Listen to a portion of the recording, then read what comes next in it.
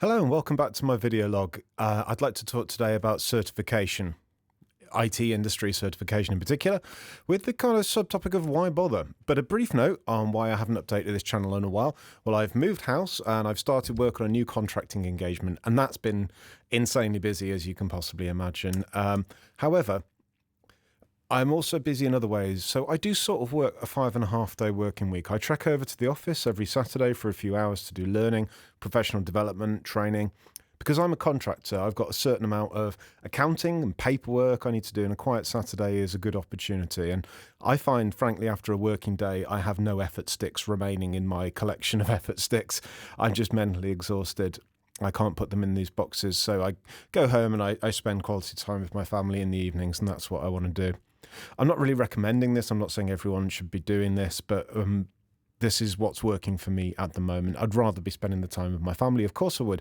And sometimes I do sack off these Saturday sessions if we've got like family events and that. But this industry seems to be getting more competitive by the month.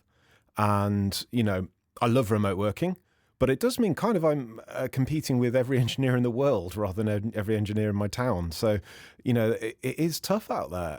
And, you know, the other side of that is I want to provide the most value I possibly can on my engagements. So it sort of feels necessary. And with these kind of Saturday tasks, we can kind of split them up into what I would call professional laundry and professional development. And the laundry side, well, a friend of mine, Ben, he used to talk about life laundry, which is that, you know, there's certain things you have to do, like make a doctor's appointment, go on a tip run, go shopping, you know, and literally do the laundry. And all of that stuff is necessary, and it can be put on the back burner for a little bit, but it has to be done eventually. That's on the left. And on the right is professional development, making myself a better engineer, a better professional, better communicator. One thing I've added to this recently, or added back in actually, after a bit of a layoff of not doing it, is certification. Big surprise. I think of this as being something like a deliverable of the professional development side, or one of the deliverables, another being these kind of videos. So these are the ones that I've gained in the last few months. I gained HashiCorp certification in Vault and Terraform, and I got the certified Kubernetes administrator as well. I'm also working on a Dynatrace certification. I did hold AWS Solutions Architect Professional, but these things lapse, don't they? So, you know, you have to retake them if you want to keep them current. But I kind of think a lapsed certification at least goes so far, right? I'd rather do something different. But here's a sensible question. So I've already said I'm taking time away from family and hobbies and music and rest and to do yet more computers. This obviously sucks in some ways. So why add yet another thing in the certification? Like, what's the point? Does it actually mean you're any good at these things, or is it just a bit of paper? Well, let's have a think about it. To my mind, a certification, it demonstrates an output from activity. So let's say I'm interviewing for a role that entails HashiCorp Vault. Like my current engagement, I use Vault, I use Terraform, I use Kubernetes, I use AWS, all these things. Does it mean I'm better than the other candidates? No, not at all. But it does demonstrate I have some level of competence, because the interviewer can't see the hours of experience I've got, the hours of research I've done, if it's something new that I've not worked on professionally before, but they can see the certificate. Otherwise, all the interviewer's got to go on is my word. And the interviewer can't know, just by looking at me, if I'm an honest man. And there's a lot of dishonest people in this industry, as with every other industry. You know, a note on that is, you know, Solomon said, a righteous man hates lying, but a wicked man is loathsome and comes to shame. And I feel that in the core of my being, as I'm sure many people do, that there are, when I was going for my Dynatrace certification, as I'm gearing up for the exam, I'm obviously looking for past papers. I'm looking for to know, you know, what sort of things are going to come up. And a lot of videos came up on YouTube, which were like, oh, how to cheat. And it was an AI voice saying, send money to this WhatsApp number and we'll tell you how to cheat in the exam. I just think that's revolting and gross, and those people should be shut down. So don't do that. It devalues the whole concept of certification for everyone. It erodes trust in the industry. Like, that's disgusting. But that aside, I've mentioned how certification can help prospective engagements or prospective employers or teams build a little bit of trust in the early stages. That's the main thing. It's that foot in the door.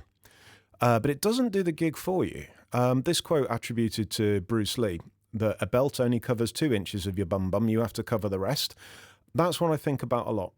I mean, case in point, I've been doing combat sports for 27 years, and I went to a kickboxing class in my new town. I've been going for a few weeks. My kids go there. It's great fun. But I'm a bit older and I'm wearing a white belt. People don't know until they hold pads for me and they're like, oh. So it doesn't necessarily indicate like the certifications or the belts in this case don't necessarily correspond, because, I see people with higher belts and they're throwing the cross and they haven't got the shoulder up protecting the chin and the hand's not coming back and, hands are going down every shot, little things like that. So I'm not hating on anyone. I'm just saying, like, the belt doesn't necessarily make someone a good fighter if you haven't actually pressure tested and done actual, full contact. You don't actually see these little gaps. So a certification, likewise, it just shows that you passed a certification. It doesn't confer comprehensive expertise. And also, don't think that just because you get a certificate, you'll get hired.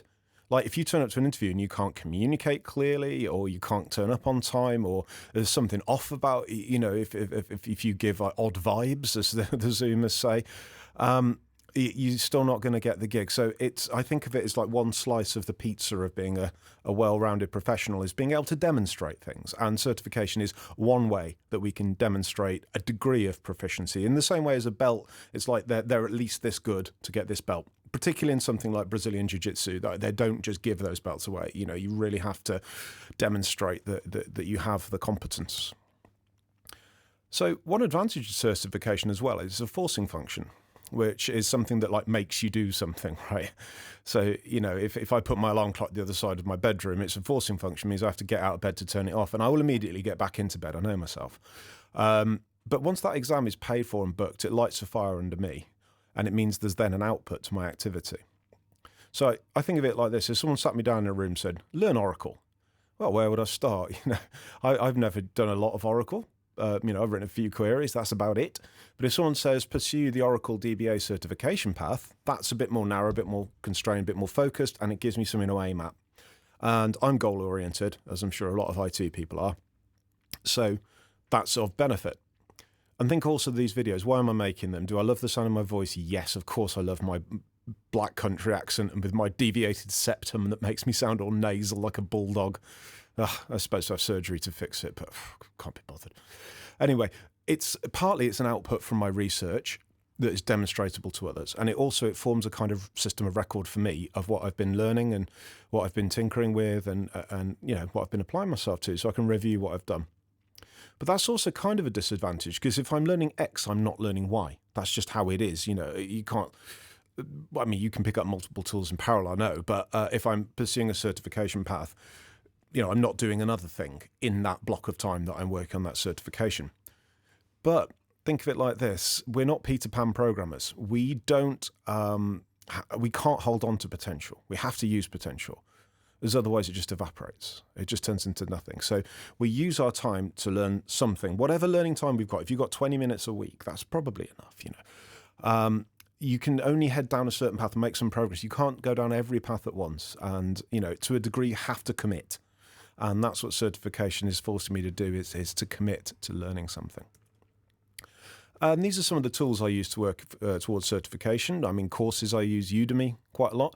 Mumshah's Mam and Beth's course was really, really good for Kubernetes. I think it's Brian Krasenstein I used for the Terraform stuff, and he was really good. And Udemy had really good past papers there. Well, not past papers, mock papers, mock exams, which are reasonably representative of what I actually encountered. Obviously, you're going to be referring to the product documentation. And what I like to do is I set up on my home lab whatever tool I'm learning. If I can install it on my Raspberry Pis, my Mac, or a Windows machine, and I can tinker with it. And with Kubernetes, I did Kubernetes the hard way. I built it from nothing and installed it without using, one of the fancy things, the K3S or anything like that installs a lot of it for you. So I actually got to grips with it. And likewise with Vault, I installed Vault myself and set up my own Vault from nothing. And that was really, really helpful. AI is super duper helpful, though. That's really the main thing, because in working on the Dynatrace certification, there aren't really, at the time I'm speaking, any useful mock papers. I bought some off Udemy and they're rubbish. I found some online and they weren't great. I sat the exam this morning and I got halfway through it and I realized, that bit where it says it's open book, where you can use the website. That only applies to the second half. I've been doing it in the first half. So I obviously grasped on myself, but I didn't get in trouble for that. I got in trouble for going for the toilet. So that was fun. So yeah, I didn't get that on first go. I got 66%, but because there weren't any past papers or mock papers, I sort of thought, well, I'll just go into it as a tracer bullet and see where I am. And I was 14% off a passing grade, even with that, and even if they're giving it me, I'd say no, it's not a valid certification because I didn't read the rules properly. So yeah, piece of advice: read the rules properly. I'll sit it again in a month or two, and I'm sure I'll get it. But what I found more useful there was saying to ChatGPT, right, can you generate me some multiple choice questions? That was much more useful. I found with the ones that I bought that the longest answer was always the correct one. So that was, it was too obvious. I could just do it through pattern recognition. Whereas ChatGPT was actually quite useful. And when I don't understand something, the LLM, the AI is there that I can speak to, and I can say, okay, well, can you tell me more about this feature? Can you tell me why you would implement it this way or versus that way? And that's really useful. The conversational power of AI for learning things, it's really is kind of a 10x boost rather than trawling through the docs myself, looking for something that I might be there all day and not find it. Obviously, always go back to the docs and fact check what the AI is telling you. That is a good use of it. But it really, really does help, and you can generate tests for yourself if you're kind of like test oriented, like I am. So there's pros and cons, and I'll go through some of these. Like I've said, it's a forcing function. It demonstrates knowledge. It opens doors, and it gives you something to aim at. It gives you a goal. You're working towards something. You're not just aimlessly sitting there going learn X. Well, but it does cost time and money, and your effort sticks, effort sticks are the metaphor I use to say, look, my energy levels are limited. I can't do everything. I ain't Superman. And, it's part of humility is just acknowledging that you are not, some kind of superhuman robot, whatever you are. And there's the opportunity cost, and that is real. The time is that I'm not spending with my wife and my children. It's time I'm not spending making music. It's time I'm not spending doing something. I mean, I do enjoy tech, but I don't enjoy it as much as making music or playing with my kids, right? And it's boring. Some of the topics are really dry. I mean, Vault is so dry, but it's so helpful to learn it because I went into my current engagement and it was a tech I had used a tiny bit before, but I was with the certification, I'd use it quite a lot and I was comfortable with it. But one of the downers of certification, and this is kind of the main one because we talked about, you're committing to something, you're spending time with it, you couldn't spend on something else. It's not very exploratory. And what I mean by that is you're just aiming at a goal and you're going towards something. So you're not just tinkering and playing. And I think you've got to have space in your learning for that kind of tinkering and learning through play and experimentation. The sort of thing that a home lab's great for. A bunch of Raspberry Pis I've got at home that, I break every 5 minutes by installing some daft stuff that doesn't work. But it doesn't matter because it's just a cheap home lab. I can reset it and start again and just try something else. And, I think it's like it's a string on the instrument certification. It's a slice of the pizza, whatever metaphor you prefer.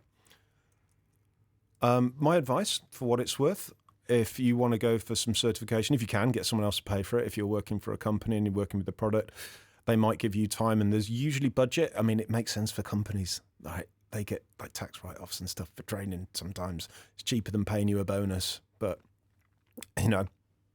it can be a benefit. Most organisations I've worked with as an employee will do this. I'm a contractor. I have to pay for all this myself, or my limited company does. But yeah, get someone else to pay for it if you can. If you can't, you can do free certification courses and you say, hey, I completed this on Coursera, I completed that on Udemy. And whenever I speak to young enthusiastic people who say, oh, I want to get into the IT industry, I'm like, okay, work towards something, do a few courses, make some test projects, get something under your belt. You won't get anywhere just on enthusiasm alone. Motivation is good, but effort and discipline are better. So, you can only steer a moving ship. All these trite truisms that I throw at these poor young people. But the truth is no one's just going to give you a job for smiling nicely. And mix in the certification with the exploratory interest learning. It doesn't all have to be grinding for a bit of paper. I think that's one of the issues I have with some education is that, some of what I've seen in schools and what I've seen in professional education, there's not enough tinker time. There's not enough this is a fun thing, play with it. I learn a lot by doing that. a lot of my music is modular synthesizers. There's a pile of wires over there with these little modules, and I'm trying to solve problems with it. I'm like, how can I get this filter to self-oscillate, or things like that, and interesting sounds come out of it. And yeah, that's not my professional thing, but tinkering around with making little games, trying to make software do things it's not meant to do. Fun like that. I saw someone once made a flight simulator in like a spreadsheet. And remember Bruce's belt, right? It only covers you 2 inches. It just gets you a foot in the door. It doesn't mean that you are an absolute hotshot in that thing that you're certified in necessarily. Professional experience is worth more than certification. I can certainly tell you that if I'm at the other end of the interview table and there's one candidate with a certificate and one candidate who's got a year of using the tool in question, the latter is probably going to be favourable, but the certificate, it goes quite some way. It's not worthless by any means. So I hope you found that interesting, and thank you so much for tuning in. It's good to get back to doing this. I'm hoping I don't think I can hit that 2-week cadence anymore, but maybe once a month. And these videos aren't necessarily about my main areas of expertise, but my areas of growth. So if you found it interesting, please feel free to have a look at the other videos in the channel.